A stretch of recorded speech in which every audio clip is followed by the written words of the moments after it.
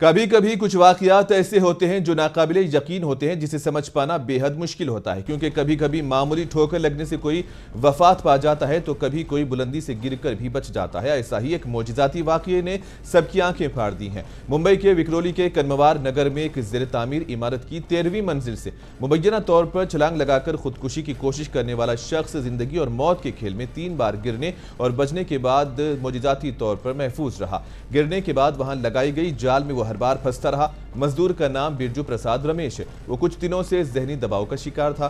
गुज़िश्ता रोज वो बिल्डिंग की 13वीं मंजिल पर गया जहां वो काम कर रहा था। वहां से नीचे कूद पड़ा, पर वो 8वीं मंजिल पर जाल में फंस गया। वहां से छलांग लगाकर 3री मंजिल पर जाल में फंस गया और फिर वहां से छलांग लगाने के बाद वो नीचे लोगों के पकड़े जाल में जा गिरा और फिर बच गया। जिसके बाद इसे उत्तर प्रदेश में उनके गांव गोरखपुर को भेज दिया गया।